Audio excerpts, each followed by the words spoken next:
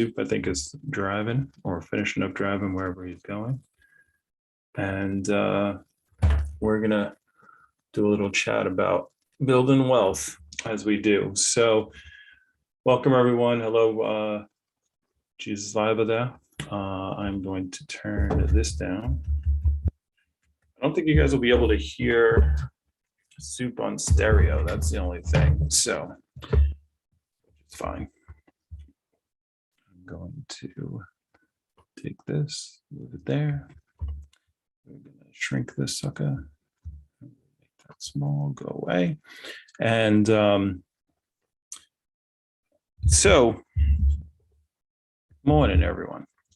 I might need to let me put this up and then I'm gonna share my screen. So I'm gonna be on TikTok right now. I'm also on YouTube Live if you wanna check those things out. And we're setting everything up. I don't need to record this. It's going to be on YouTube Live. And there we go. All right. So yesterday, the markets took a huge bloodbath beating. And the reason for that was the Fed minutes came out and everyone read it. And well, at least the institutions read it, not everybody read it. And basically they said they're going to be raising interest rates, which they did say, but they said they're going to have to raise it a little bit more because of inflation. And that sent the stock market into a tizzy and everything dropped out of the way. So my biggest holding is Tesla. So Tesla had like the biggest increase ever in the history of Tesla in one day. And it went from about 1050 all the way up to almost 1200. Actually did hit 1200. And then it dropped. It lost those earnings yesterday, right? And the thing is that nothing changed with Tesla. Like this is the same thing with AMC. It's the same thing with everyone's holdings. Everyone, like if the whole market goes up or down, if there's a macro reason for things to go up or down, then it's not a big deal. Like you don't change what you're doing unless you think like the market is going to be down forever. But these short-term interactions in the market or things that go on the market, whether it's going up or whether it's going down, so I bought another share of Tesla for about $1,000. I think I bought in at 1,050. All right. So that $1,000 that I invested, if Tesla went up when it went up to 1,200 the next day or 2 days after or whatever it was, I didn't sell. I didn't go, okay, all right, let me sell that share, and if it goes down $200, I'm not like, all right, let me sell that share, right? It's like either way, I'm not selling, but people get frantic, all right? So that $1,000, if I'm investing, especially if you're investing for the long term, you're investing for a 5-year outlook, which I definitely am for Tesla, then I don't really care where it goes. Like the market could tank, it could go down to, all it does when it goes down just means I can buy more. And if it goes up, it just means that my account, there's a green number in my account, right? I don't have to pay taxes on those gains. I don't have to do anything. It's unrealized gains, right? So until I'm ready to, so what I'm saying is if you have an investment strategy and this money is allotted to investing, then where the stock price goes, it shouldn't really matter until you actually are ready to sell it, all right? Or getting close to selling it.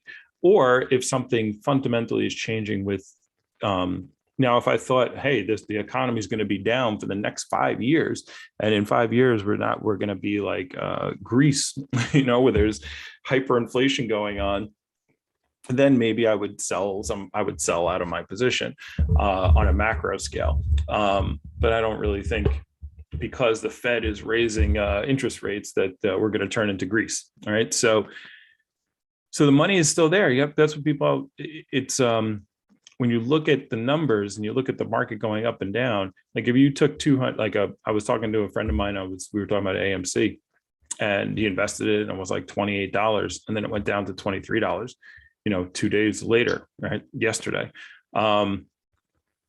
Well, the money that he invested is not gone. He's not taking a loss. It's just a number on a screen, right? So then you got to figure out, why is the numbers on the screen doing what they're doing? And oh, you're back.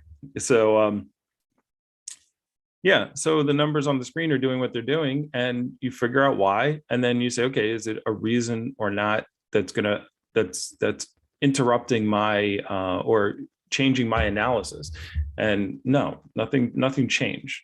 Nothing changed with Tesla, nothing changed with AMC, nothing changed with TDOC, nothing changed other than the macro, what's going on in the macro world. So the macro world will correct, and so there's nothing to worry about, as far as that goes. Jay buying some more AMC this morning. When he get paid, regardless. Like he had a conversation with me a couple of days ago, and he was like, "Hey, are you sure this is, you know what I'm saying? Right. Like, should I be buying more? It keeps going down." And I said, "That's why you should buy more, right? Because you're lowering your average." Like his average right now is like $26. So I'm like, yeah, keep lowering your average, but only spend, what you're willing to not have for 6 months in case it takes a minute to go off. But like you said, the money isn't going there until the dark pools are completely empty, the shorts are all covered, until a bunch of things happen. This is still set up to do what it's supposed to do. Right. Exactly. Yeah. And, and with my portfolio, particularly, like AMC it's a portion of my portfolio, but like I said, like I probably have 80% of my portfolio is made up of Tesla. Another 10, maybe 15 is made up of AMC, and then the rest is made up of all my other picks. So, and the money that I'm putting in there, when you're allocating the time that you're going to put it in there, and hello everyone on TikTok, if you have questions, please let me know, is you want to have that. If you have a formula going, if you're investing money that you're okay, just like you said, that you're okay with I'm not taking the money out. First of all, any money that I'm investing, I'm never taking it out. It's just going to roll over to another investment. It was so funny. I was Jeremy, I forgot his last name. It's LeBlay or something. I can't remember. Just can't say his last name. But he's got a YouTube channel called Financial Education. And on his channel, a couple of days ago, he had a 2022. He's like, what happens if the stock market continues to crash, like it continues to go down in 2022? And the whole video, and it's like, so so reading that title, it's funny, I could hear people saying, well, if it's going to continue to go down, like, how would you get out, is kind of what people would have the mentality of. But his whole entire video is like, how could he sell his cars? How could he sell his third house to get more money to buy in? Like, that was his mentality, like his whole video was about, how can I get more cash to buy in if the market continues to crash, right? Because the American market is necessary for the world. It's gotta come back. Right. Yeah. It's just a matter of time. And how could you have more time to do it? People on TikTok, I don't know, can you hear can you guys hear my co-host? I don't know if you can or not, so it'd be interesting if you could. But anyway, so tonight we are playing the cash flow game, which is the Wise community is going to be doing, and that's a whole 7:30 Eastern time. I put the videos in our group chat on IG. You don't have to watch the video on how to play the game, obviously, because you know how to play the game. I'll watch the video though. Okay. Sure.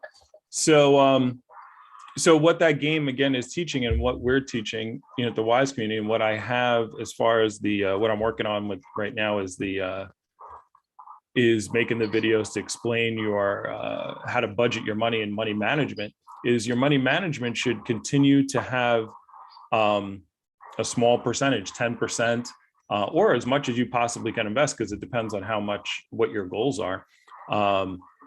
but how you can have your money continue to go into buying passive income. And the cool thing that we talked about just the other day was with the selling of put options and the selling of call options, it's just another, and you know, it's interesting. I bet that's in cash flow 202, because I know option trading is in 202. I know they have calls and puts, but I don't even know if they do the selling of calls and puts, which would be very interesting. That I still probably didn't understand when I was actually playing the game as much as I could. Right. So it's interesting. So I will have to graduate to 202 and play that. I don't know if they have 202 as a game that's on the. Is Cash Flow Quadrant the second book? Yes. Okay, I think that's the next book I'm gonna read.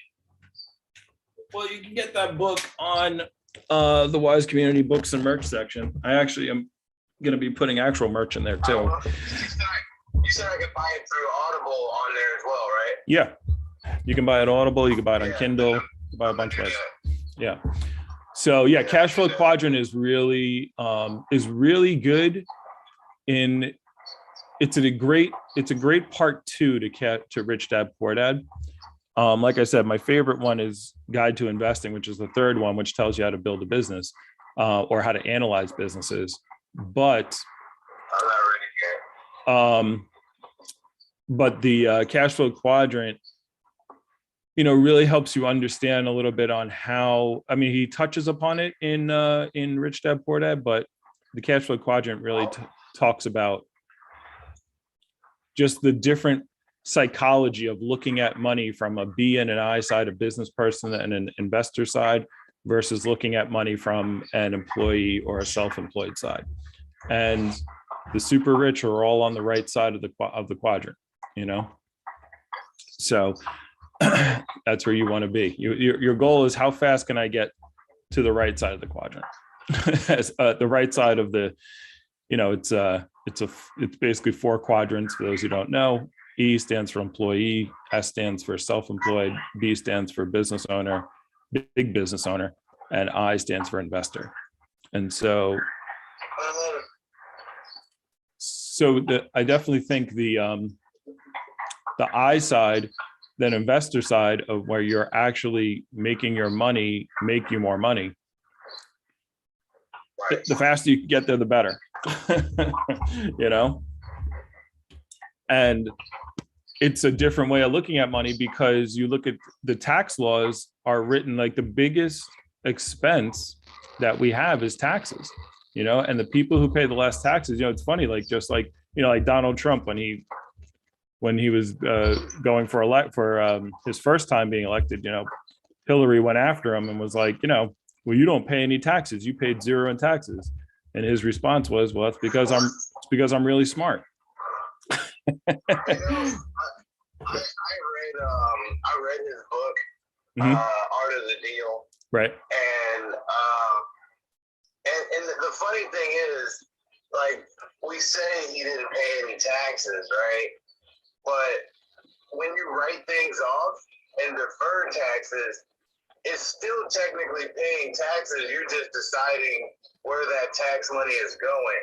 Right. And when you buy real estate, you're deciding to put that tax money into buildings and offices people can live and work in. Sure. When you give money to a charity, you decide to put that tax money in a charity you want.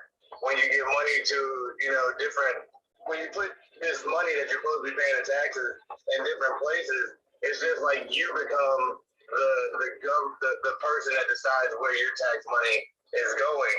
So you're still benefiting people with that money. It's just you get to control how that money actually affects the world. Right. Yeah. And, you know, that's another thing also, like, you know, like Elon Musk, the whole thing with him paying taxes, not paying taxes. But, you know, I want the money personally. So paying taxes just means that you're giving the money to the government to spend, to do things. And the government, what the government's supposed to do is, you know, they're supposed to take care of you and spend the money on things for you. But that's not what the government's really piss poor at doing that. You know, so I want I It would want. have been cool if you would have just said, I want to donate this $50 billion to NASA so that the government doesn't have to spend $50 billion on NASA. Just to be like, this is where I want my money to go. I wish you would have did something like that. That would have been pretty cool. Yeah, the thing is, Elon had so when Elon did that poll saying, should I sell this stock to pay my tax bill? Like the tax bill, he has to pay those taxes because he basically got these expiring contracts. He got a 10-year, they're basically 10-year call options, right? And he got them at $6. So they expire this year, right? So Tesla stock is at, 1,080 a share. So, and he's got a bunch of them. So that's the profit. Now, because he is actually the CEO, or he works, it's part of his compensation plan. The way the laws work is if it's part of your compensation plan, you have to pay taxes on that. Like if he had just bought call options 10 years ago for 10 years in the future, which you can't really do, but if he could have, at $1,000 or excuse me, at $6, and then it went up to 1,000, and then he just let the contracts he did. Well, actually, it doesn't really matter. Well, if he would have to actually pay the taxes on it because he would actually obviously execute that call option. But can you just explain real quick what it means to exercise an option to buy Tesla at $6? Right. So what that is, I know, right? So, and that he's got lots and lots and lots of options. It's not like he's got one. So when you do an option, right? For those who don't really understand the options game, right? So if I wanted to buy an option right now, I would go for Tesla, right? So I could say, all right, I'm going to buy an option for you. An option basically is saying it's a contract that's saying I am writing this contract to say I can buy these shares at this certain price, and I have the option to do it. I don't have to do it, but it's an option, right? That's why it's called an option, right? So basically what happened in 2012, what we're talking about is, I don't know how many option contracts it was, right? And one contract equals 100 shares, right? So this is a way that people leverage their money in the stock market.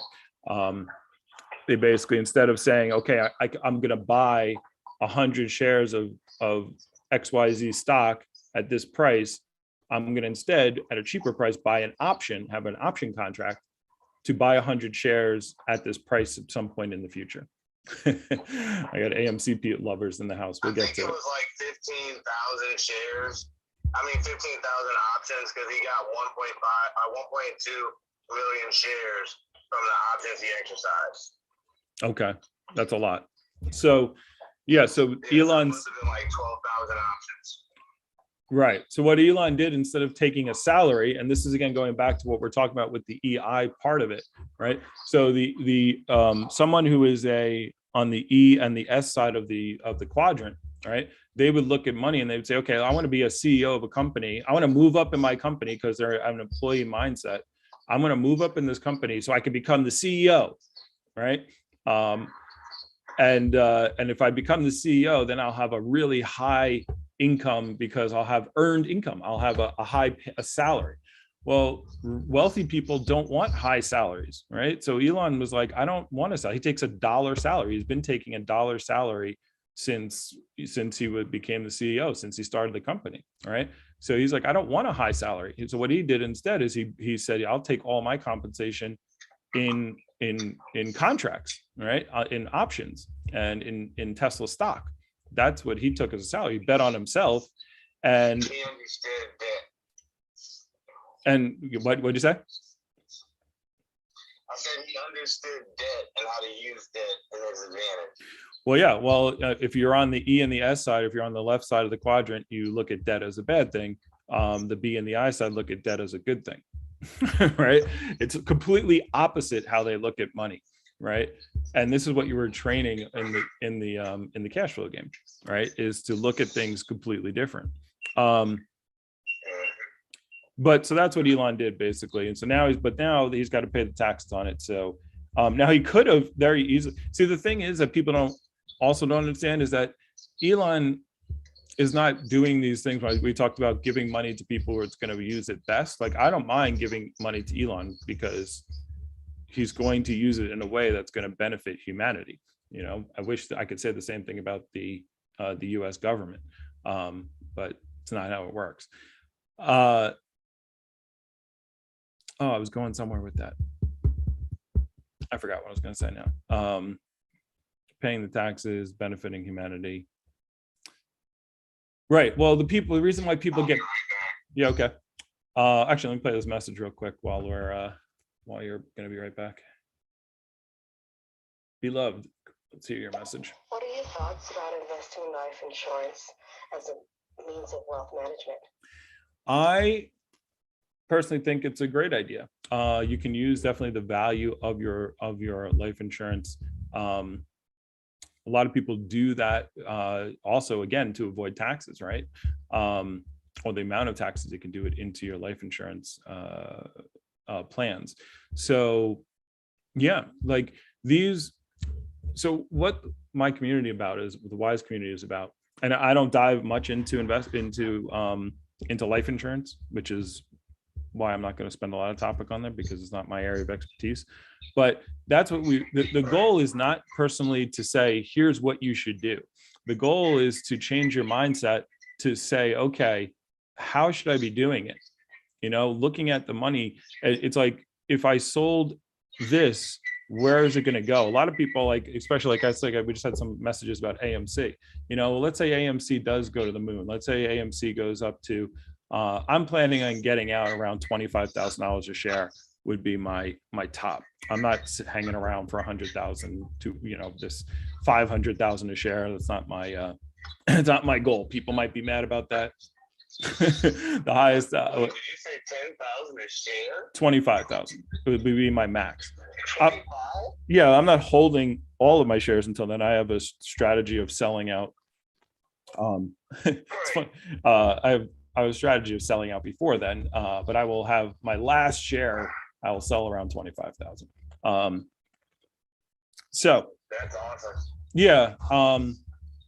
Now some people will say, like, you know, you have those people out there like, oh, it's going to 100,000, it's going to 500,000 a share, which is like more money than the entire than exists, right? So I don't think it's going to get to the point where the government is going to be printing money simply for the reason to pay AMC shares off. And so what they'll probably just do is, like, they'll just delist the stock and say enough is enough, and you get this much, and that's it. So but there's a chance, you know, the chances that, like, if it gets to that point, like, I'll be fine once, because what happens is once the brokerages go bankrupt, then it goes to the prime brokerages. Like, so the main brokerage goes out, then it goes to prime brokerages, then it goes to insurance. I would probably like to leave. That's where I did kind of the math on it. And I watched a couple of videos about it. Right around 25,000 a share is where the prime brokerages would be kind of done, tapped through, and then it goes, and then because the insurance would only go to the insurance companies only have a certain amount of money too. So right in that area is where would be the top for me, because I don't want to get caught, because you could literally get caught to the point where if it hits a certain number and then it starts to come back down, that you're not even able to sell. Because if they say, well, that's it, we're cutting it here, and you're trying to sell and there's no one to buy. It's not like a retail buyer is going to buy AMC at, you know, $16,000 a share or whatever it is, or 10,000, 100,000 a share. So I'll be quite happy. I'm more than happy with my strategy if it does go up to the 25,000 a share. I'll be fine with the amount of AMC that I have. I'll be fine if it goes to 1,000, but the point being is that's my I go through my exit strategy, but I'm not going to do that right now. And these things definitely, yeah, I see all the more AMC stuff there. So But, the key is, so here's the thing though, let's say that does happen. Let's say today, as soon as the market opens, AMC short squeezes and it goes up to 5,000 a share. And let's say that's your max and you have 100 shares, you have now $500,000 and you like, that's it, I'm out. You're happy, you're excited, you just hit the AMC lottery, right? So the key is, what are you going to do with that money now? Like, see, if you don't have financial education, what are you going to do? There's two problems in life. There's a problem of not having enough money, which a lot of us, most of us are in that boat. But then you have the other problem of having too much money. And you're like, how is that even a problem? How is that even possible? Well, you don't understand that problem because you're on the left side of the quadrant. You're in the employee and self-employed side. But what's going to, like, again, like when somebody hits the lottery, there's a reason why 86% of the people hit the lottery are broke within 5 years. And this is a real thing, right? Because they don't understand, right? The taxes. This is why a lot of athletes and musicians and people who are very high paid S's, the superstars, right? When they can't do the activity anymore that creates their income, they usually lose all their income. This is why Shaquille O'Neal is awesome. I love Shaquille. Actually learned it really early. He was making a big paycheck. But if you watch things like Kevin Hart or Shaquille O'Neal, if you watch any of their little videos, their shorts, they're always like, the first thing they say is, whenever you get any money, is like, take half of it or take a third of it. They say take a third of it or half of it. Some of them say half, depends on which video you watch. And that immediately goes to taxes. They're like, because that's not your money, right? He's like, take half, put in taxes. He's like, take another or a third, take another third and put it towards other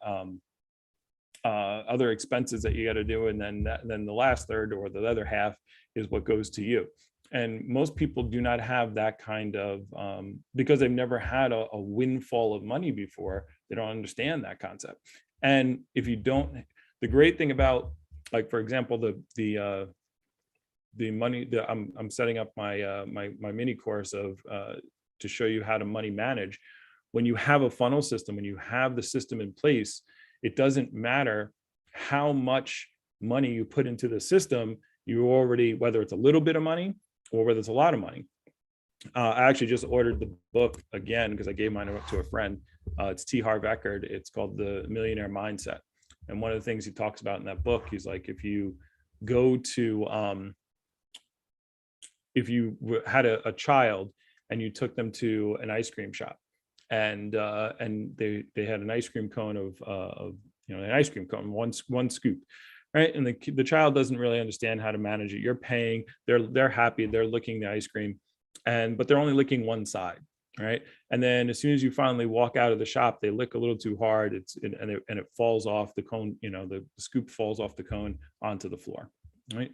So now the kid starts crying. And because they didn't know how to manage this situation, this ice cream cone you give them, you feel bad. So you take them back in the shop and you go to get them, replace the cone, right? And but while you're getting the replacement, the kid sees a picture on the wall of a triple decker, three scoops, and the kid looks to you and says, can I get that? And he points to the triple decker. Now, are you this kid who just couldn't manage one scoop of ice cream, are you going to then turn around and give it 3 scoops ice cream to manage? And the answer is obviously no, you're not going to do that. Well, this is what it's like when you want more money. Like, if you can't manage the money you currently have, what do you think is going to happen when you get massive amounts of money? What do you think is going to happen if $100,000 was just dropped on you, $1 million was dropped on you, $10 million was dropped on you, you hit a Powerball lottery, or AMC goes up to $10,000 a share? If you can't manage, if you don't have no system of managing your money currently, excess money, more money is going to break your system. I'm a big fan of Restaurant Impossible. It's one of my favorite shows, right? And with Robert Irma, on the what is it, Cooking Channel? No, not Cooking Channel. What's it called? I don't know. Whatever, the channel that they do all the food shows, right? So and one of the things that he does right off the bat to find out if the restaurant is good or not is he has a whole bunch of people come into the restaurant. He overstresses their systems, right, to see where the cracks are, to see where the problems are, right? And so that's what happens. It's like if you even if this restaurant, which is failing, right, and all they want is more customers so they can make more revenue, and they're failing, but he gives them all the customers that they possibly could ever want, and they can't handle it, right? It's the same thing. People who don't have systems in place for their money, they think if I just had more money, then it would fix everything, and it absolutely won't. You'd actually probably end up losing a lot of that money. You lose the money really fast because you don't have a system in place to work with it, right? So that's the key, is having a money management system in place, all right, and having the right advisors in place. And it's one of the reasons why I'm starting the Wise community, is because I want to attract people who want to build wealth. I don't know it all. The Wise community, that's why I called it a community and not a company. It's not like I'm the head of it. I'm learning with everybody else. We would just learn this whole thing about selling call and put options. I know very little about real estate. I want to find people who are very good in real estate, because the way you win the cash flow game is you do the stocks. But my goal with the stocks, like let's say AMC hits, what would I do? I'd immediately roll it over into real estate. That would be my what I would do. Yes, I'm going to put some of it into Tesla, but if I made Precious metals. what'd you say? And precious metals. Personally, I'm not into precious metals as holding value. Would put most of it into real estate. Well, I would split it in half. Like if I had AMC goes to $10,000 a share, by playing the game. I mean, you played the game and you've won the game. You see what you do. When we played that one time, all I did was I took that stock. I took a massive loan out because I knew there's a card where the stock was going to go. It was like I bought it at like 5, and the stock was going to go to, I knew it was going to go to 40 at some point because I know the game. And then I took that money and I put it into real estate and I bought some houses, and then I was out of the rat race, right? So that's what the game is showing you to do. So that's the same thing I'm trying to do in real life. Like I'm trying to get enough money in my in the stock market to then start real estate investing. And once I buy the first house, then it's monopoly, right? The first house is always the hardest to buy. But then once you have the first house in the real estate game, and it's a positive cash flow situation, my objective, if you guys want to know, is to buy one house every year starting next year.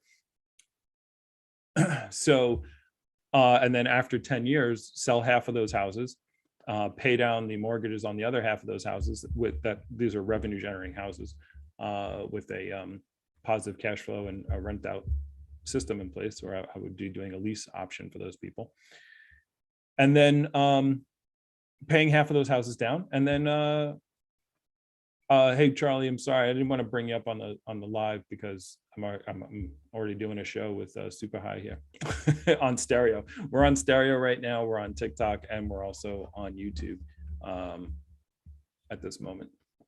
So you can so the point being is I would and that would be my passive cash flow or my passive income to basically retire on.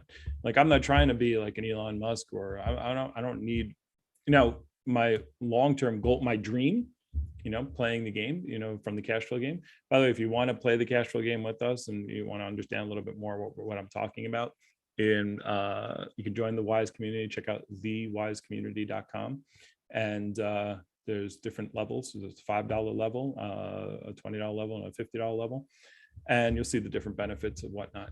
But all levels get to play the game. We play on Thursday nights, and one of the first things you have to do in the game, which I didn't even think about this, and I always poo-poo the dreams part of the game, but the first thing you have to do in the game, wow, it's so funny. I'm just dawned. I just put the light bulb on in my head.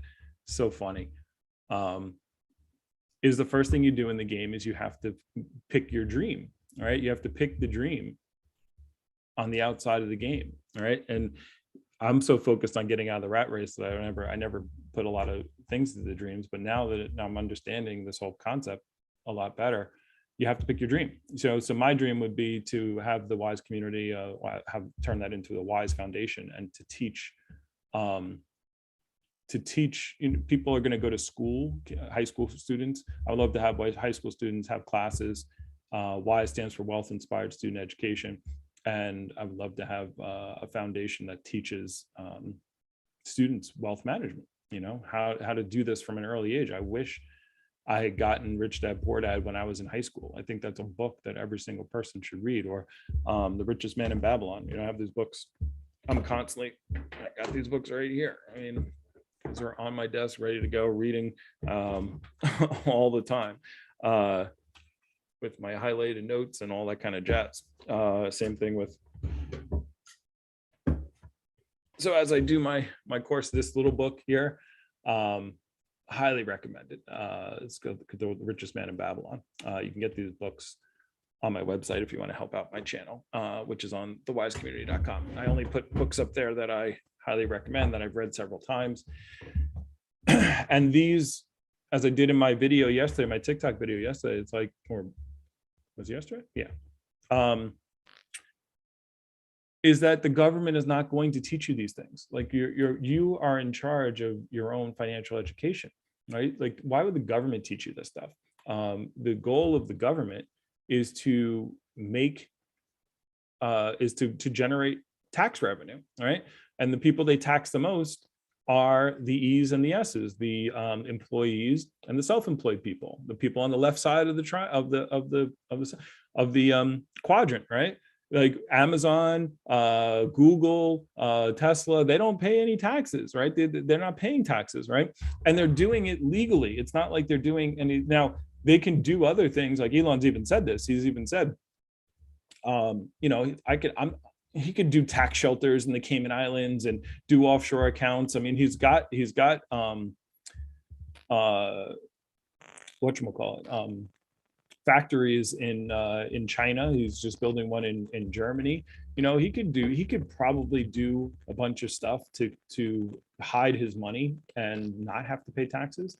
But he's not. He's actually saying, look, I'll just pay the tax because I'm sick of people talking to me about this, and I'm going to pay the most taxes in the history of Earth, so no one can even tell me anymore about taxes, right? It's like, that's his mentality.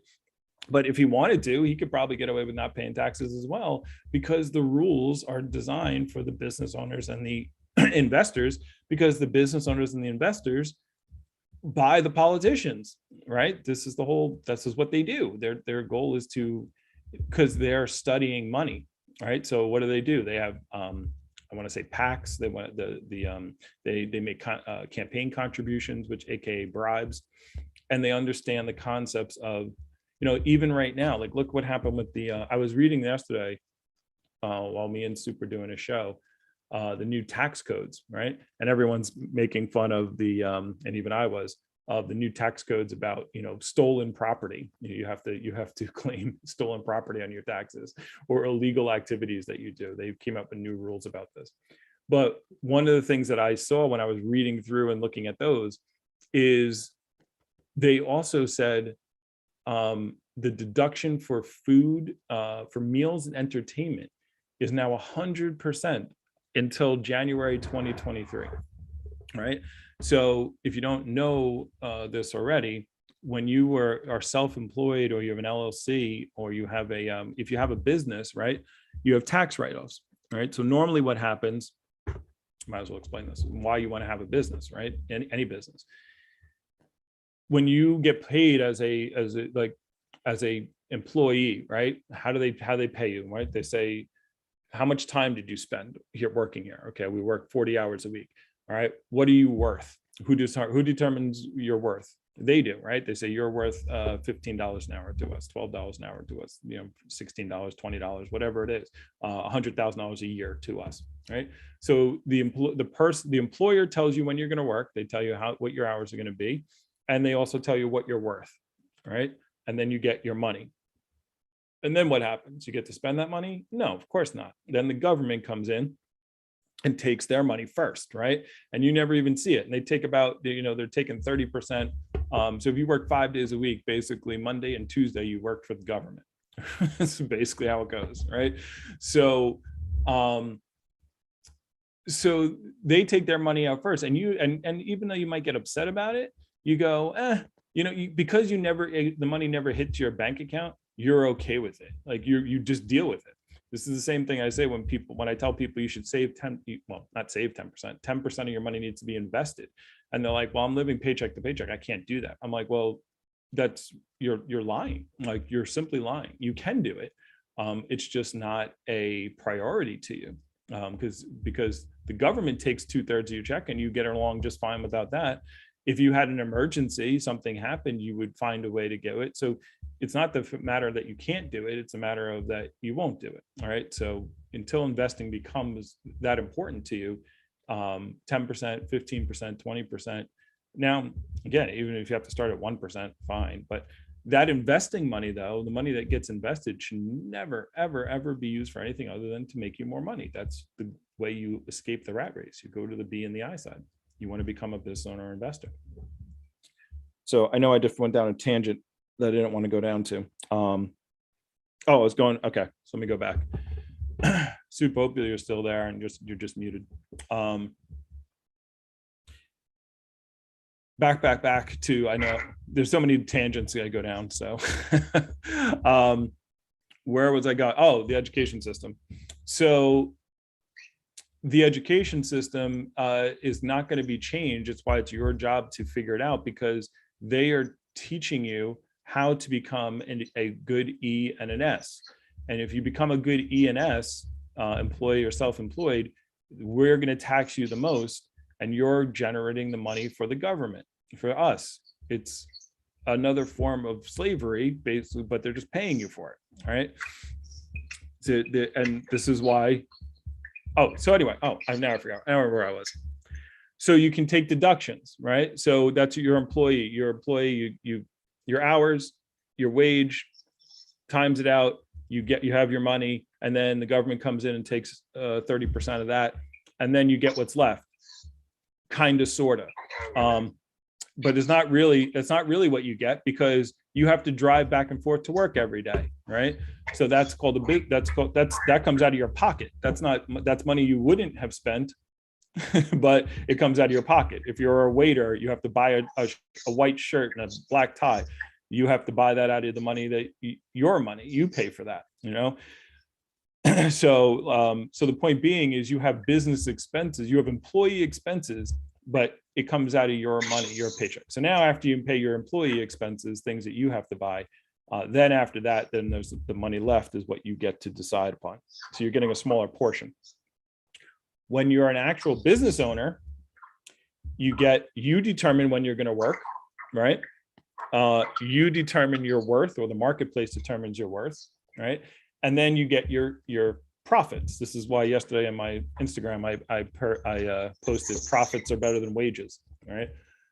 So now what the government does is they say, well, look, those profits, that money the revenue that you earned, that's not all the money we're going to tax you on, because of the fact that you obviously have business expenses, right? So you get to deduct your business expenses before you have to pay the taxes, right?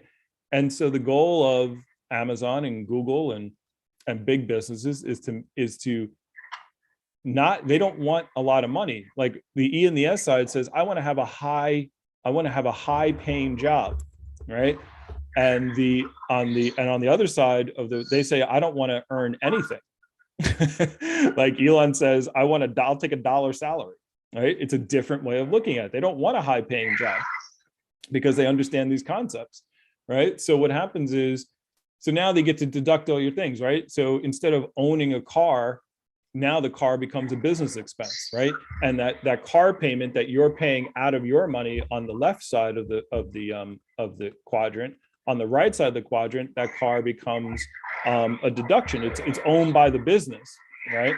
So you get to drive around with it. Soup, you got a lot of noise going on. I know it's why you were. So so if you're on the, so the point being is, so your car, instead of being something that you're paying for as a liability, becomes a deduction on the right side of the quadrant, right? The gas that you put in it, the your cell phone bill, right? Your cell phone bill, instead of you paying it, it's a company cell phone, right? So therefore you get to deduct the bill.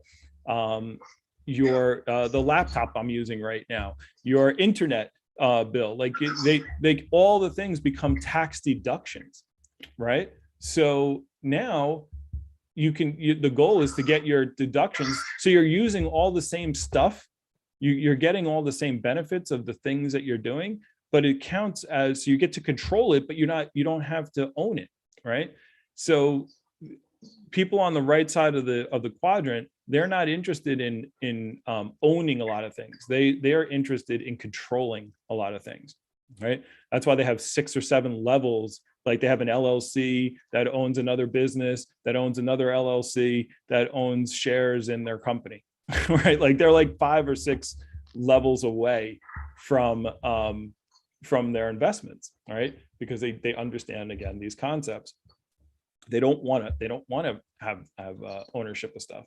So what happens is, because they know taxes, they understand the tax laws, all right? So it goes through 6 or 7 levels. They can deduct from one LLC, from another one, from another company, and this is how it goes, all right? From their trust fund. So one of the cool things that I read yesterday, and then we'll move on to a different subject here, but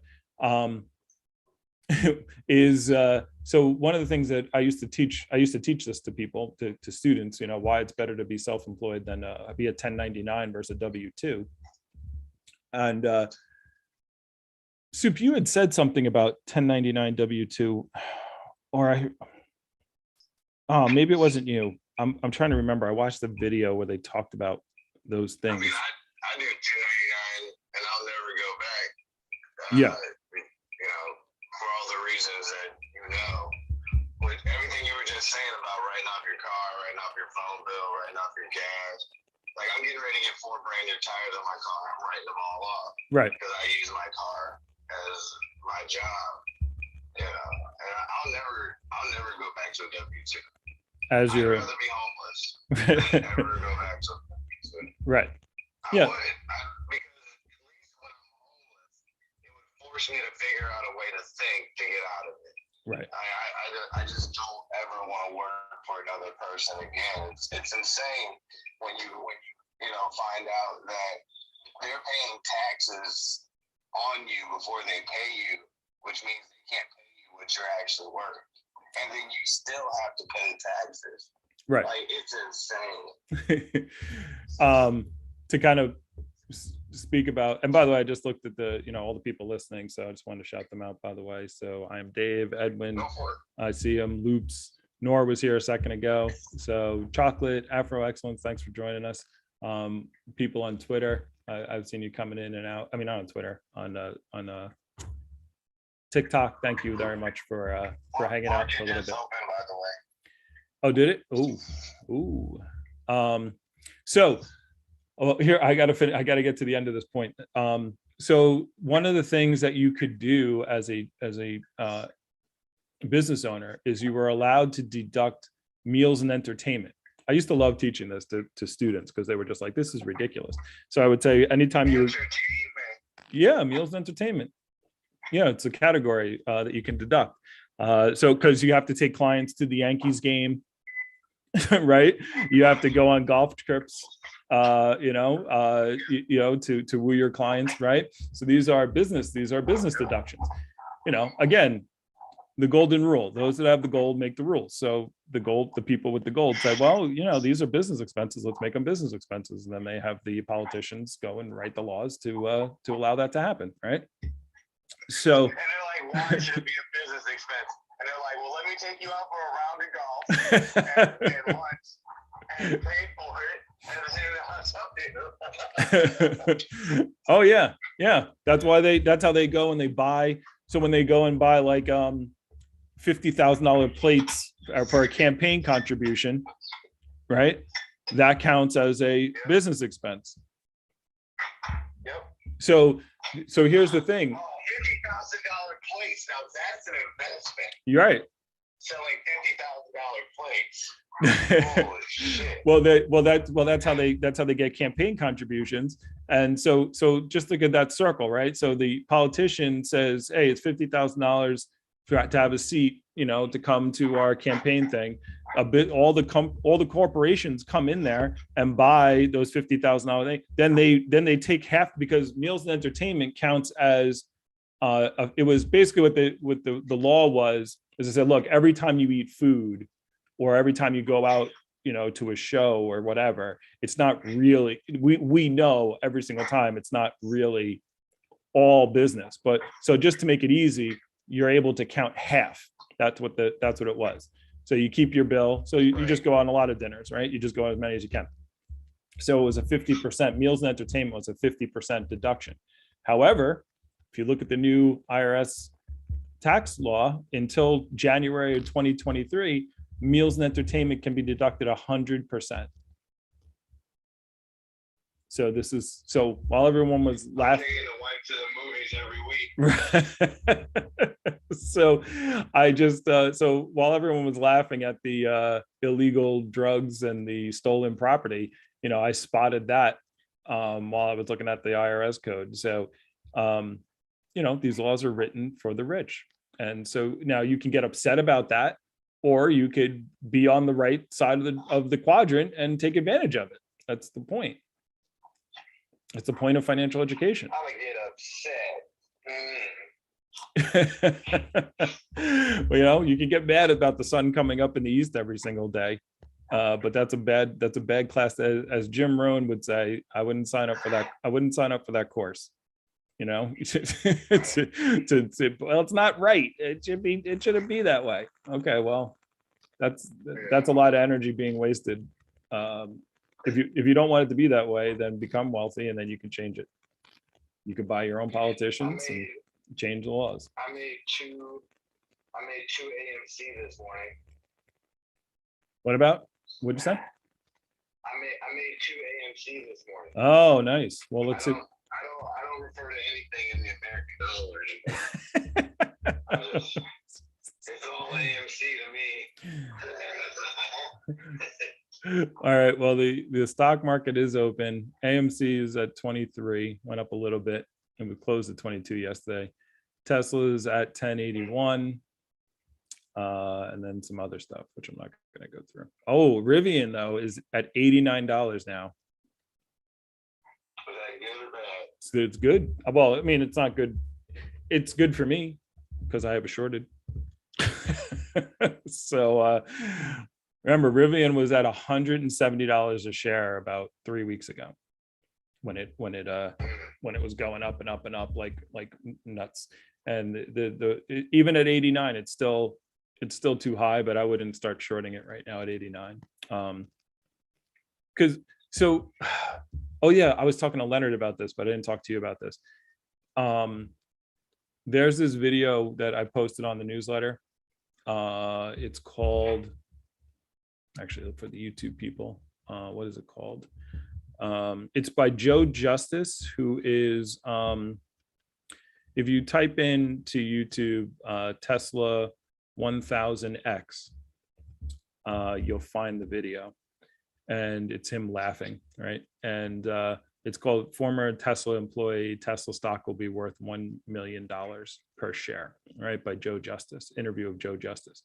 And Joe Justice is an engineer who works, he used to work for Tesla. He doesn't work there anymore, but it is so worth, it's an hour long. I actually went through and I cut out the interviewer part and I trimmed it down to about 32 minutes.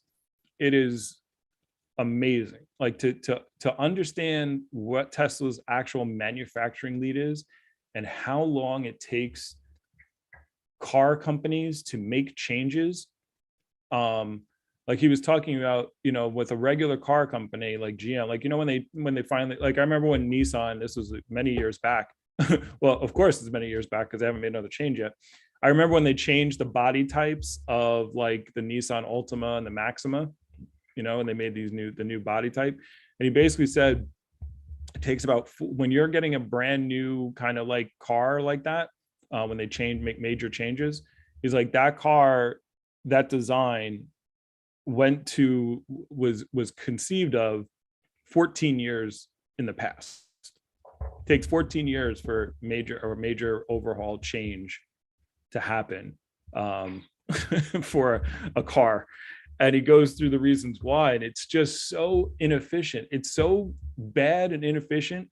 I wanted to buy more Tesla stock as I was watching, because like he just talks about how like when they go to make changes, how like the engineers are working in CAD and they all work on different systems, and then they don't actually, talk to each other. Like they might be outsourced. Somebody might be in France making the front end changes, and somebody in Denver is working on the console and the actual steering column changes, and someone else is working on. And so all these things come together and they don't work. So then they don't mesh up. So then they have an integrations team that then tries to take all the plans, and they might not even talk to the people who made the plans. They're just taking all the plans and trying to make changes to make all these different sections work together, right? And it's like, and then when they finally figure all that out, they send it to the factory for tooling, because they got to now make these parts.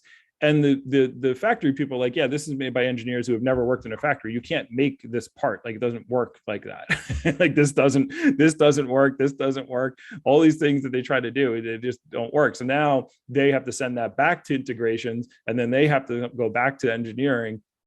It's this whole ridiculous thing. So, and he just explains, like when like I was around when Tesla was going through quote unquote production hell. And now I understand what production hell is. So this is what Rivian. So when all these car companies like Ford and GM and like Rivian and all these companies are just saying, oh, we're gonna come out with 15 different cars. The concept of taking it from a concept car to even getting it to work, and then getting it to actual mass production and create lines and create the tooling to mass produce these cars or trucks is so ridiculously hard. And Tesla solved it, but none of these people they don't have Teslas like the way Tesla does it. Tesla has literally things that go on. And again, you have to watch the video to kind of get this concept. I'm not doing it justice.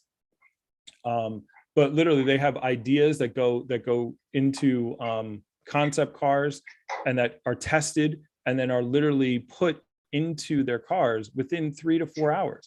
It's like they're making changes daily, upgrades daily on their cars, where like a change order for most car companies, it takes 2 to 3 years to change something. So, and get it implemented in the car. There's things that are in the Tesla. Good. Sorry.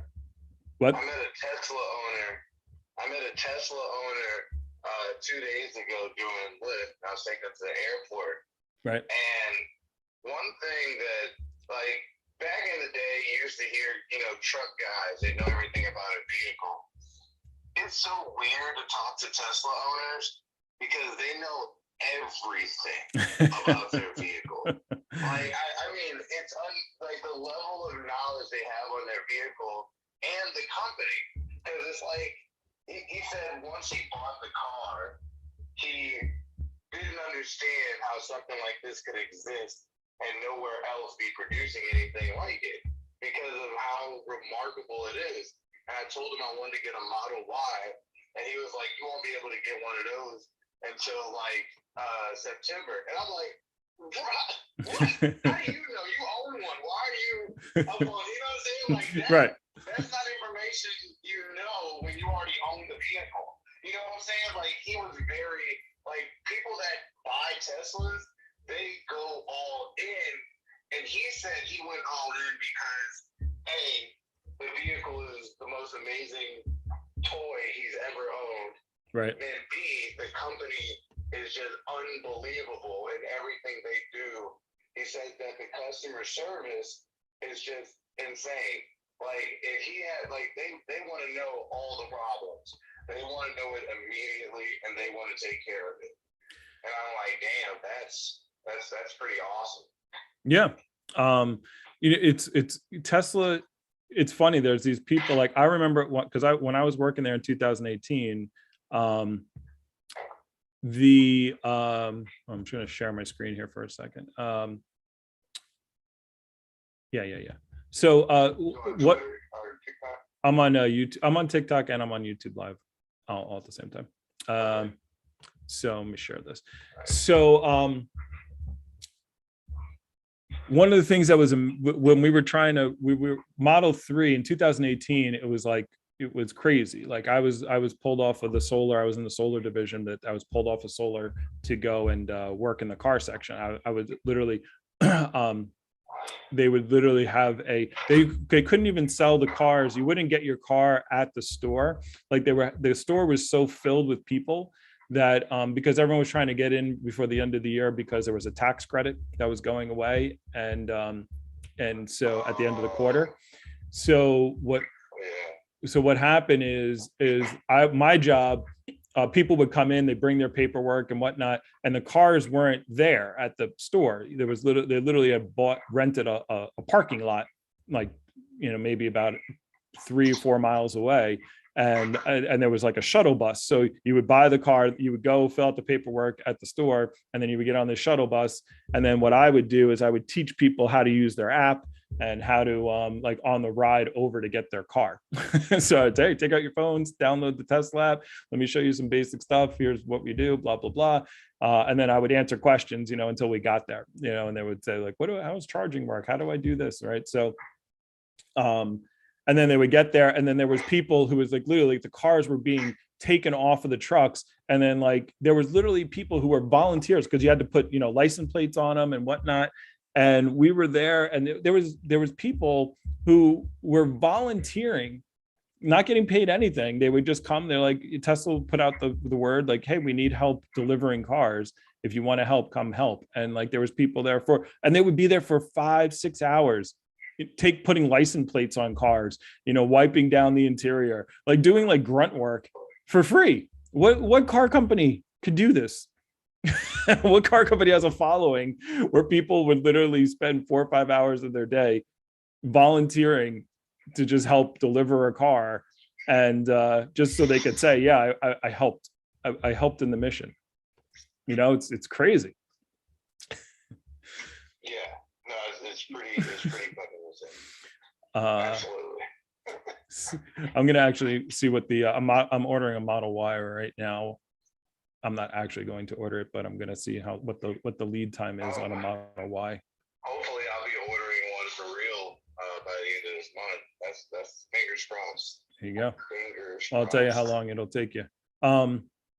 So yeah, by the way, I'm hoping that Tesla. So we're gonna end this show at the latest 10:30 because let me see what's the Tesla stock price right now while I'm farting around.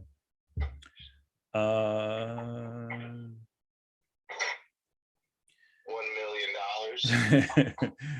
Hardly. It's a 1080 right now.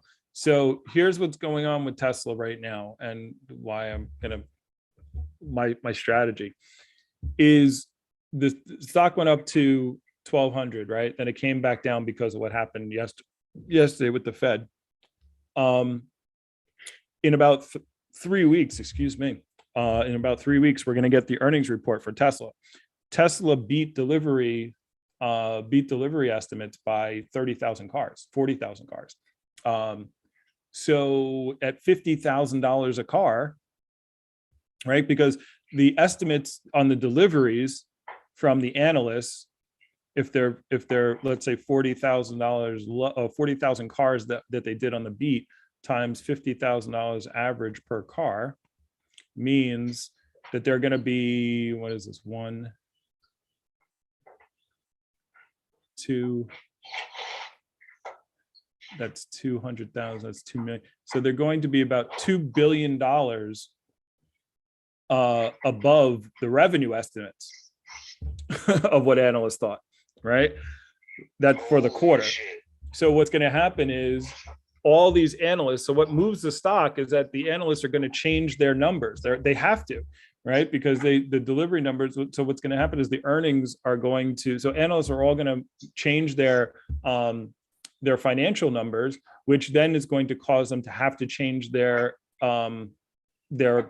stock price estimates, which is then in turn going to make since they're all, when these analysts raise their stock price estimates, then that's when everyone goes, oh, maybe I should buy more Tesla stock, right? So this is what's going to happen. So this dip, by the way, I'm not suggesting anyone else do this. I'm just telling you what I'm doing. Is I'm going to buy some call options for February 1st, or for whatever the call option, whatever the chain is. The first week of February, I'm going to be buying some call options on Tesla, because I know that stock price is going to come back up, especially right after earnings. So you say some call options on Tesla? Yes. 1st of February? Yeah, it's going to be expensive, Nice. but I'm going to spend some money on it because I know what's going to happen. The stock price has gone down, not because of anything that has to do with Tesla. And so what that means is it's the market overreaction to what happened with the Fed yesterday. What's Tesla right now? It's at 1077, 1080. Wow. Let me refresh. So I'm taking advantage of this dip, because what's going to happen is the news cycle is it's a 1072 right now. It's good. I hope it keeps going down today, because I'll make the option price cheaper. But I'm actually going to even sell some Tesla stock to do this move. By the way, I'm probably going to sell like 6 or 7 shares to buy these options. It's a big move. It's a big move. Oh, Somebody just left a message. I left a message. We got a message. yeah. I can hit it. Good morning, good morning, good morning.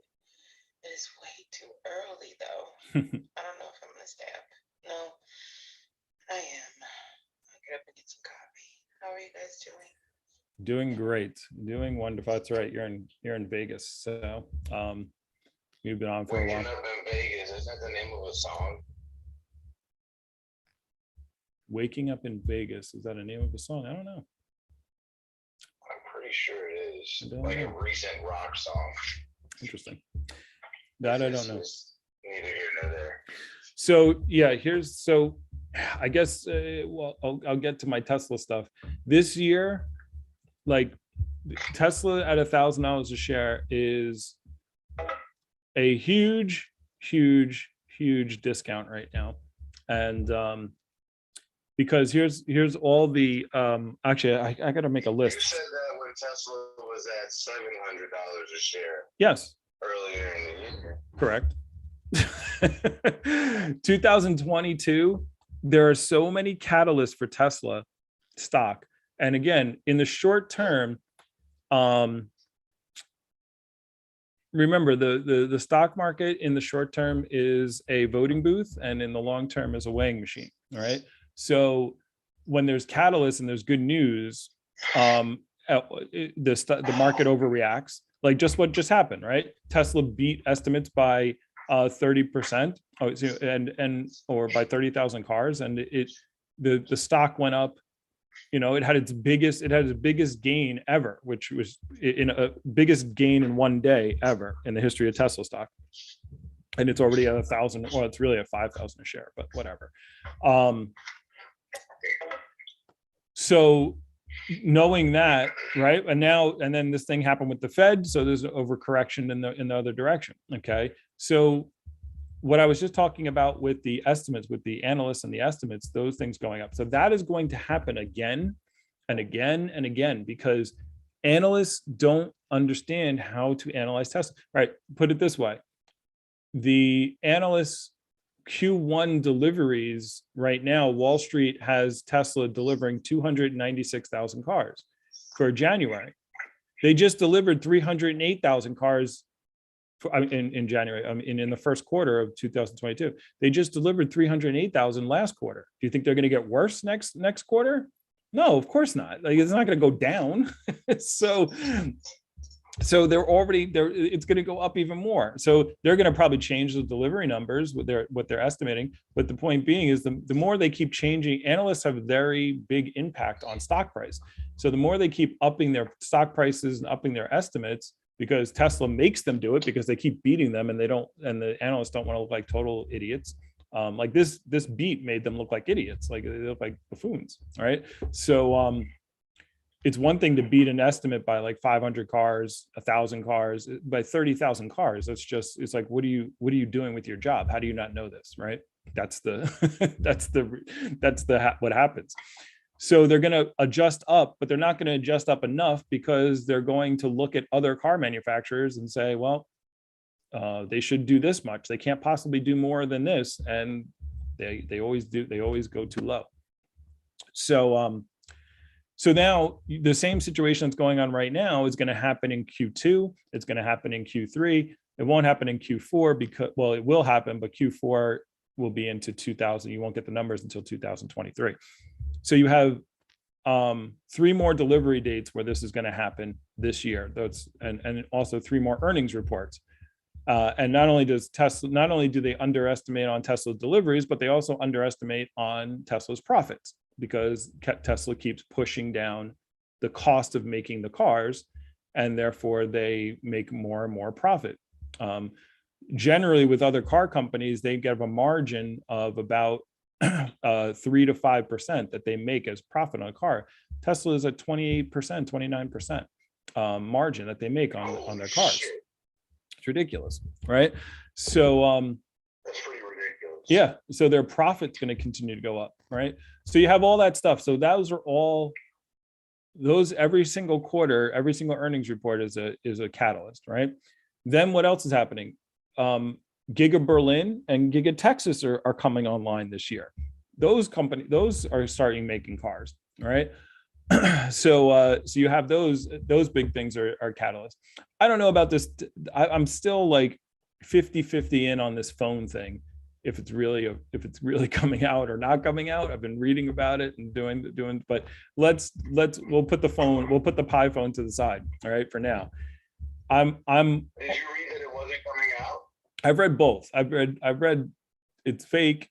I personally have not heard Elon Musk himself say anything about the phone. I've seen YouTube videos where people say Elon Musk has said this. I haven't seen anything with Elon Musk, the words of a phone coming out of Elon Musk's mouth. Interesting. So that's why I saw him tweet about it. I have to see it. I have to see it. I've seen a lot of videos talking about the phone, but I haven't seen I haven't seen evidence. Yeah, I'm gonna go check. I'm gonna go verify it. Got you. Good. But other catalysts, even if the phone isn't real, I definitely think they're going to announce the $25,000 model this year. They're not going to start producing it. They can't produce it right now. They're so backlogged on everything else. Actually, that's what I was doing. I was ordering a Tesla to see what the backlog is in the Model Y. Let me keep doing that. I love Elon Musk. He posted a cute SpongeBob meme yesterday. He posted He said me sharing a meme that I know will make at least one person genuinely happy. Like, he's just an awesome guy. That's awesome. Oh yeah, let me put Sharon's messages while I'm doing this. Maybe walking in Memphis. Haven't heard maybe up in Vegas. There you go. She's all right. He posted Raptor just achieved power level needed for Starship and Super Heavy. He posted what color are you getting your car, by the way? Your Y. What color should be? White is no extra cost. Oh, look at this. Metallic silver is no extra cost now. That's new. I'll get metallic silver. All right. There you go. I love the pose he made of the tiger and somebody about to flick him on the balls. And it said 2022, here we go. Oh yeah. Oh no. So his post was, I know, I remember now. He's got 2 people. He's got one person there with like 100 needles in them, and then another person who's got no needles in them. and they're both looking at each other and they're saying, I wonder why they haven't died by now. Meaning for the vaccine. All right, we're not doing a tow hitch, right? We're gonna leave that out. Interior, the black interior is free. The white interior is an extra 1,000. So we're doing black. We're doing your car right now, buddy. Okay. Are you going to go black or white interior? Black. Okay. And I'm guessing 5 passengers, not 7. Yeah. Okay. All right. Self-driving or no self-driving? That's the big question. That's the thing that everyone has to ask. They actually you spend the extra 10 grand for the self-driving. Okay. And oh, so by the way, that's a whole nother thing that adds to their revenue. Like when self-driving, like, so let's say you put this 10,000 in there, and until full self-driving is completed, they can't count that revenue. Like it goes into like an escrow account. They can count portions of it based upon the features of the car. But when they finally say, okay, everyone now can have full self-driving, like the actual full self-driving, and they hit the button and everyone now has it as an upgrade, they can now realize all that money, and it doesn't cost them there's no extra cost.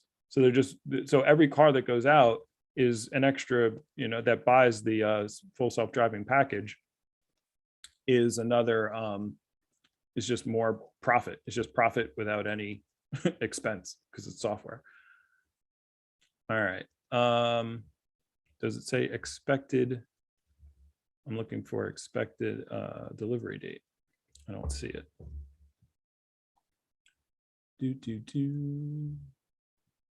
If I want to buy cash, show details. There's a estimated savings. Trying to find. Let me hit this message while I'm trying to find the time frame. Okay, Maddie, you gotta help me out here. Just tell me when to buy, okay? And I'll be responsible with how much I buy with. I have like a little bit of a stipend, so that can go towards my stocks right now. So I'm not gonna like put my whole life savings into it or anything like that. I figured this out. I just need to know when to buy. Today. Today.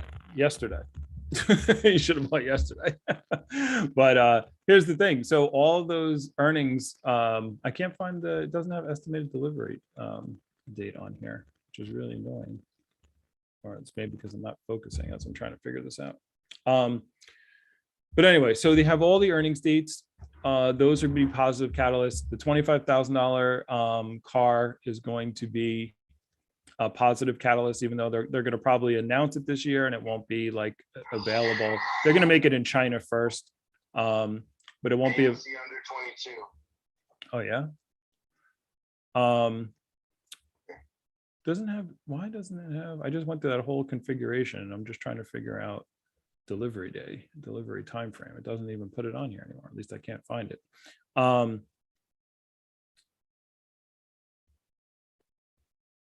So the $25,000 car, the Cybertruck is going to start going out this year. And once people start seeing those freaking things on the road, that is going to be a big catalyst as well. I'm sure they're going to, I'm not sure, but my opinion is that they are going to announce, even though they won't, they're not going to start yet, but I think they're going to announce another factory, and I think they're going to make another factory in China because, oh, that's what I saw. I got to bring that up. So, They need more in Africa and South America. yeah, they're not going there yet. China, by the way, will allow them to make the factory. The reason I say China is because China is the largest market. They're the fastest for adoption for EVs. And they have one factory in China is not going to be enough. It's just not. And just so people also know, when they say like, oh, the China factory, like a lot of the Tesla bears will be like, oh, they're losing market share in China to all these competition, to the competition in China. But what they don't understand is Berlin is not open. I just saw this on the Tesla shareholders. I can't believe I can't find how long it's going to take to get this car. It's really pissing me off, but I'll move on. I'm going to let that go. Let me go on to Facebook here.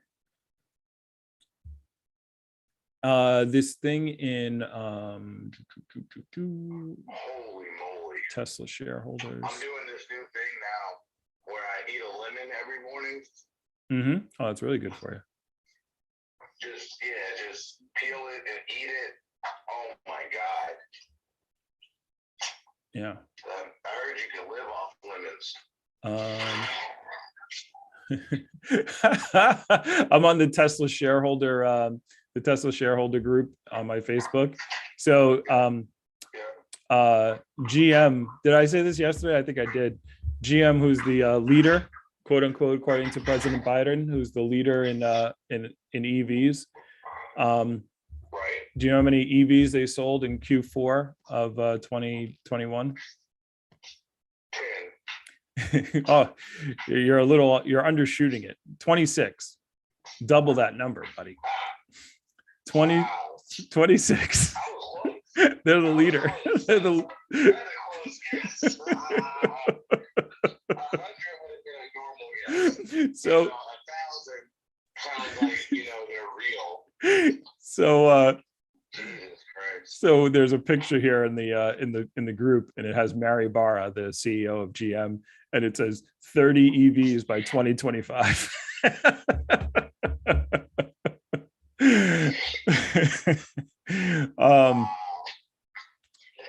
But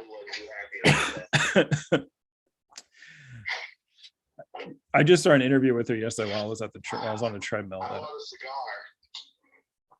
By the way, you might want to, since you're the crypto guy, you might want to watch out for the for when actually the Mars coin comes along. Supposedly that's a real thing that's coming about. That's funny. I was literally going to talk to you about Mars coin today. Not on the show, but Oh, okay. as just a Well, let's. hey, it's about to. This is something you need to definitely get. I think you can get it on Bittrex, an account that I already have. So I might pick up some on there. Okay, I gotta look into that. I'm trying to find this. Yeah, I'll do some research today We can definitely chat. on the Mars coin. I'll set a show up in the next 48 hours on Mars coin. Geez, I didn't realize how many people And other post cryptos. in here. And I think actually I think I'm gonna show up on Mars coin and then over cryptos. My voice is And going. why you should have been buying them all week. Well, did you see the Oh my God. I thought you would have been happy that on my top 10 on the newsletter, I had 2 cryptos on there. Oh yeah, I saw it. Yeah. And Polygon. No, Cardano. Cardano. I'm sorry. Yeah, Uh, bringing Cardano. Hey, I was right about number 3.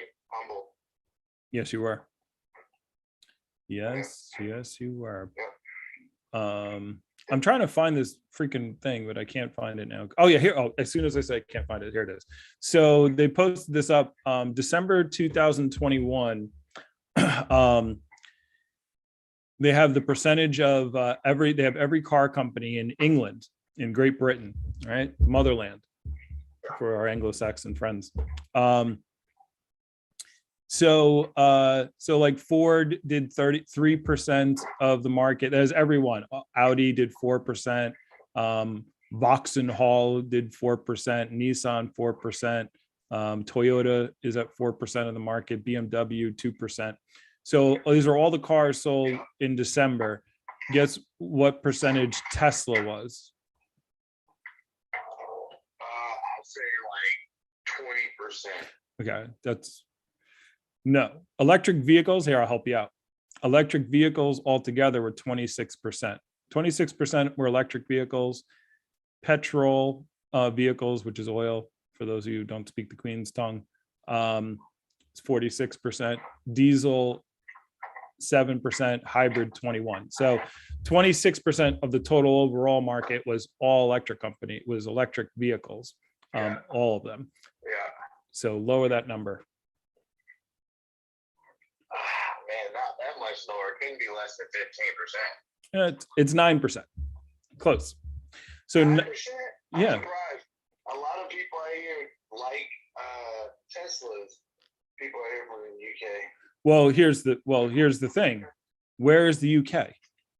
Well, let me rephrase. What landmass is the UK attached to? Trick question. Greenland? Oh, Ireland? It's not, well, the landmass, it's an island itself. It's not attached to, it's an island, right? So for Tesla to be 9%, where is the closest Tesla factory to England? Oh shit, I don't know. Berlin? Well, the Giga Berlin's not up yet. It's not operating yet. So where are those 9%? Where are those cars coming from? Must be America, I guess. I don't know where the other factories are. Right. So China. Oh. Right. So the way England used to have to get Teslas is they would have to ship them when it was only California. They would literally have to put them on cargo ships and ship those cars all the way through the Panama Canal, all the way back up to England.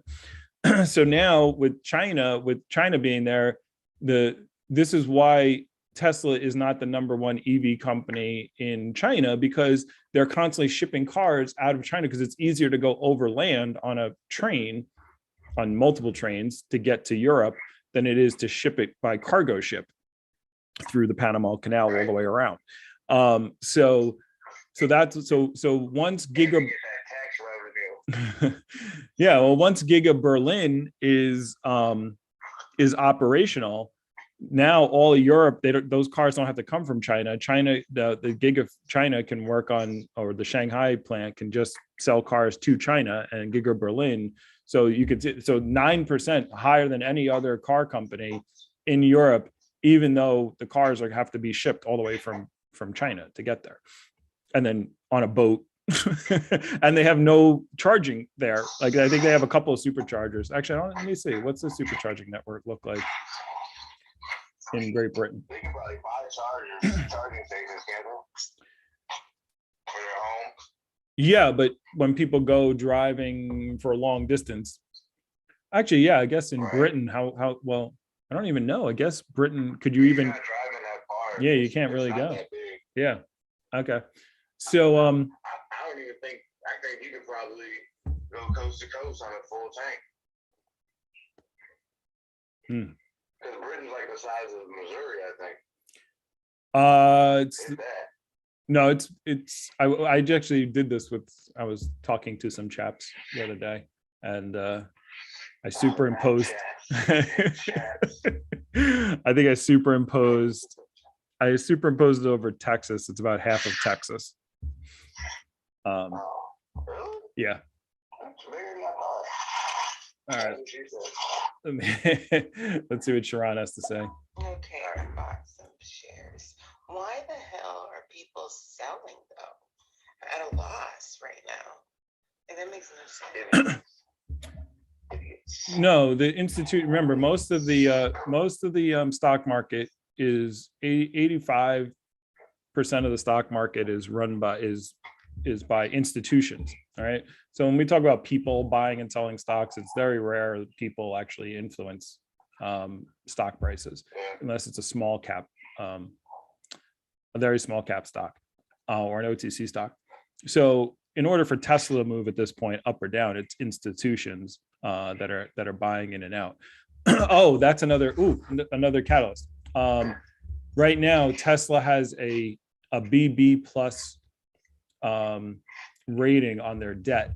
So if they go to an A, which is the next level up, which will happen this year based on their numbers, now there's certain institutions or certain hedge funds or let's just call them institutions, banks that are not allowed to invest in certain stocks because of the fact that they need to have a certain credit rating. So once Tesla goes to the A credit rating, that's a lot of money that can move in from these particular financial institutions that can then buy the stock and move it up. So it's another one that's going to happen this year.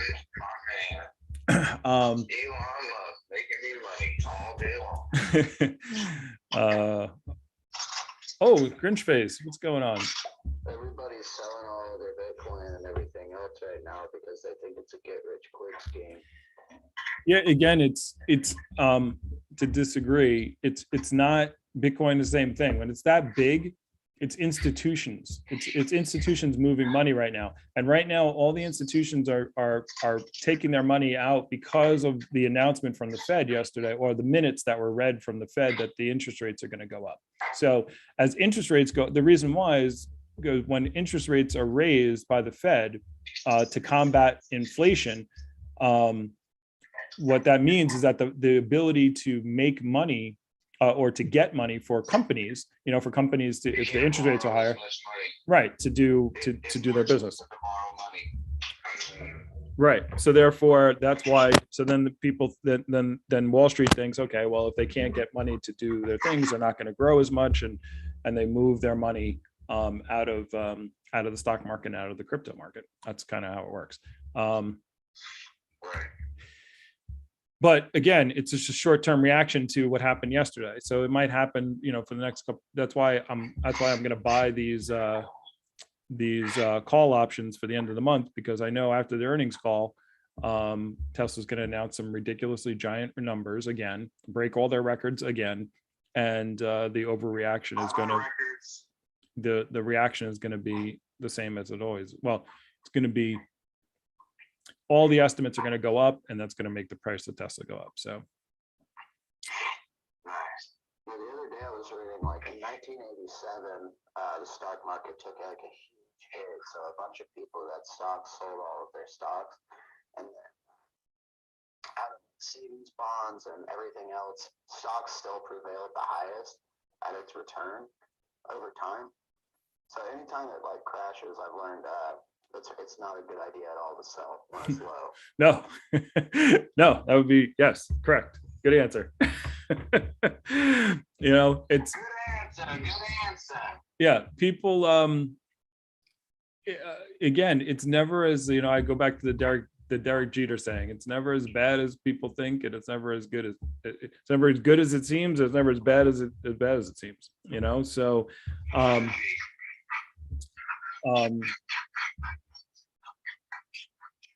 and this is, again, why when you have an investment strategy, you can keep money on the side. And like I was listening to Tom Nash, one of the people I watch on YouTube, which is, I highly recommend his channel. But he was saying back in November, making a lot of noise. I don't know what all that is. It's all right. So he was saying back in November, that this was going to happen, because he's like, look, he was looking at the way that the Fed was talking. Jerome Powell was trying to get his job back, and he was basically saying, don't worry about we're not going to raise interest rates. It's not a big deal. It's transitory. No, don't worry. And then the minute he got his job, he's like, okay, interest rates are up. It was literally the next day he announced, hey, we're going to have to, because they can't have inflation go out of control. I mean, it's at 6.8%. It can't go up to 10, 15%.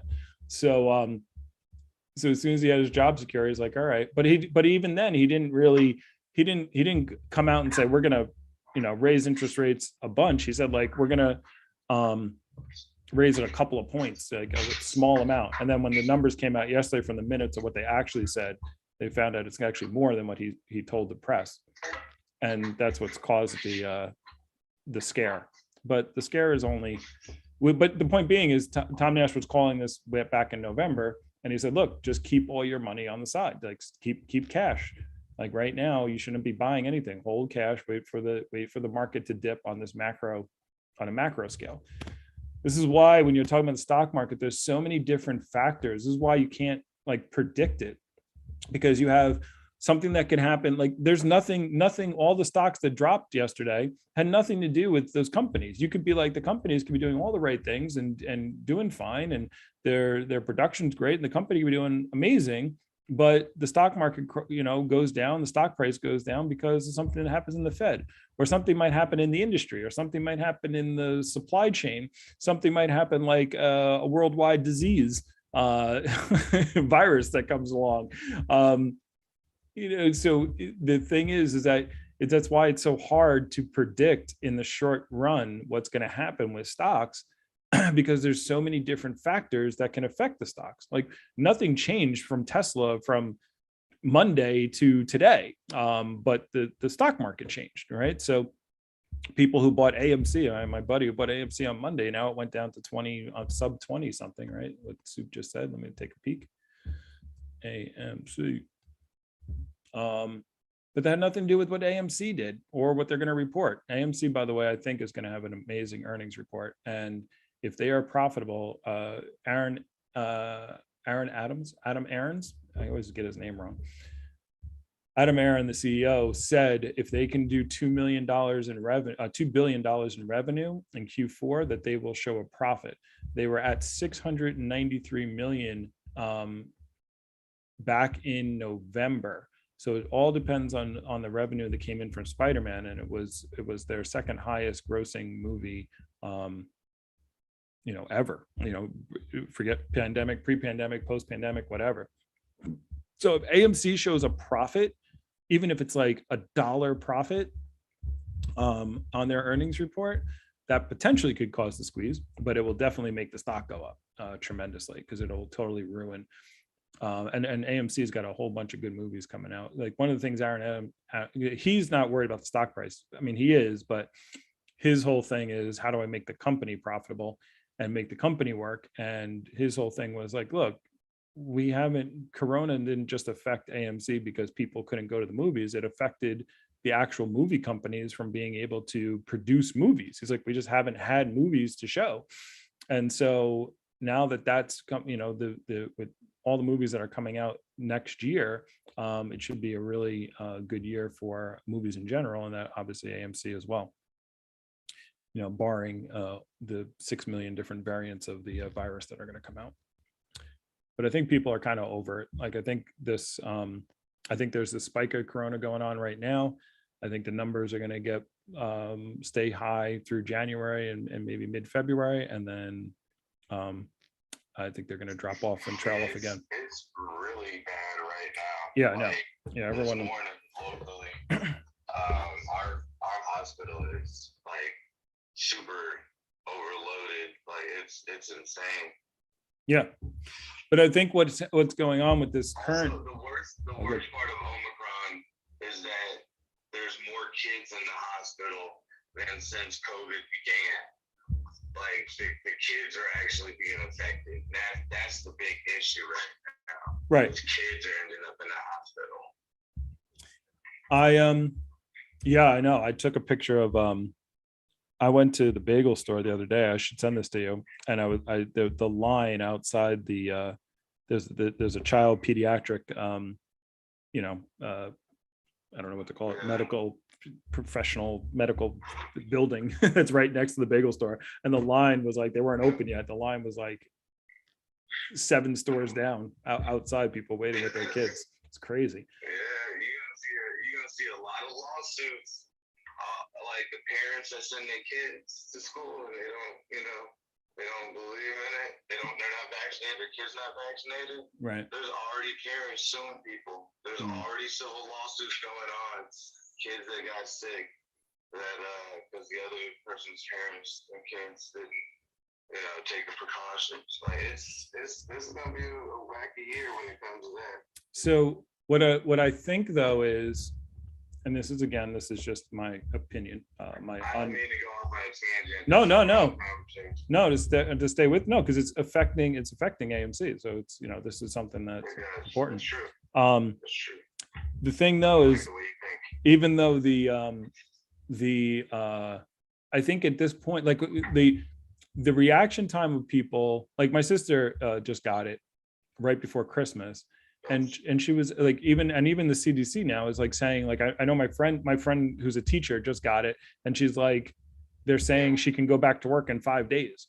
You know, when I got it back in March of 2020, like it was like 2-3 weeks I was out.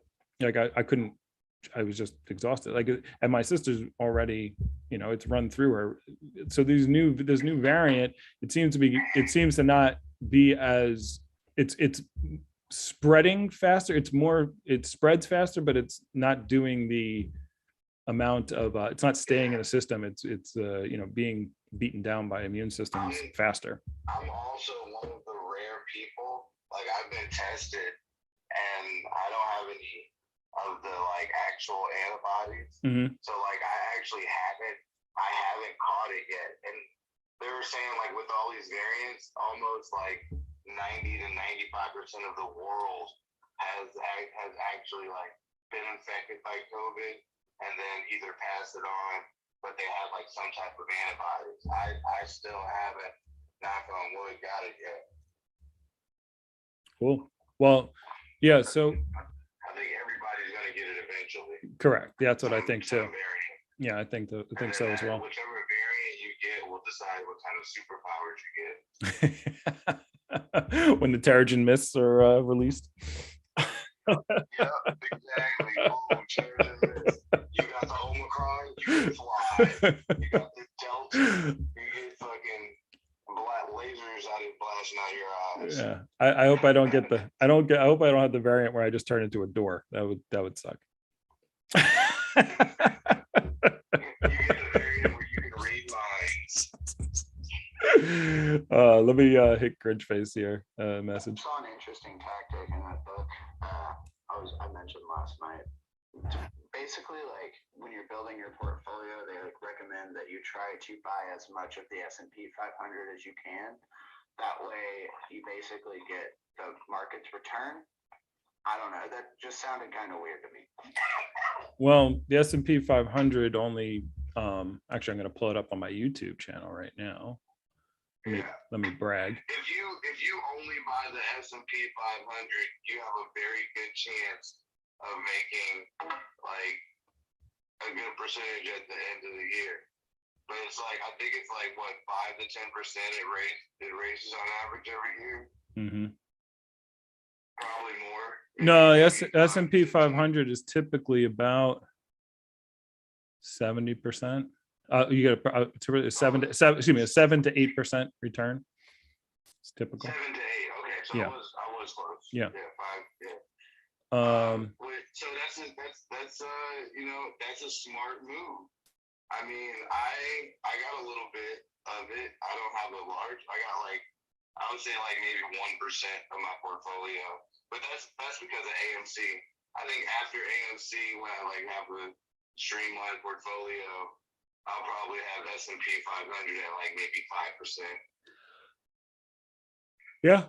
I don't know. I feel like when you spend more time focusing on like when you make your job understanding the market, Mm-hmm. like you don't have to bet on S&P Right. as much. The S&P is there for. I think I'm gonna beat the S&P.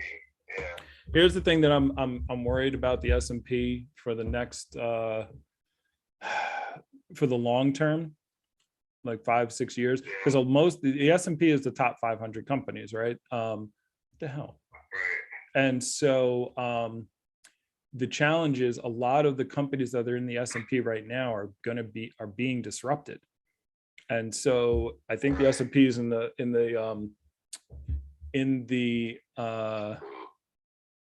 danger of losing a lot because you got like Ford and GM and a lot of like old school companies in the S&P right now, and a lot of them are getting disrupted. I mean, like Tesla right now is like something like 2% or 1% of the entire S&P, which is crazy. Holy shit. It's Holy shit.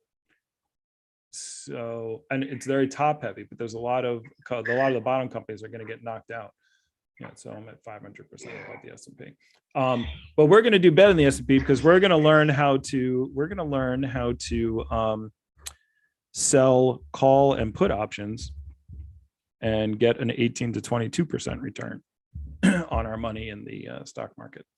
That's what we're planning on, because I'm going to be learning that every month. That's going to be our passive income. We can't wait to teach that. Big fan. All right, we got another Big fan. message. What happens when you have the Omera Deltatrons? Does that mean you're now a part of the Megatrons? Or are you a part of their code? Just asking. Good morning, gentlemen. Good morning, good morning, good morning. Good morning to you.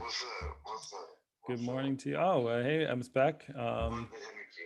See the people in the room. Sorry about that. I haven't recognized the room. I got 4 people on TikTok. Hello. And yeah, well, it's about time. We're gonna be wrapping up. It's 10:30. I need to go make some moves. We do have tonight for the people in the WISE community. We're going to be playing the cash flow game. You can join the WISE community for as little as $5 a month.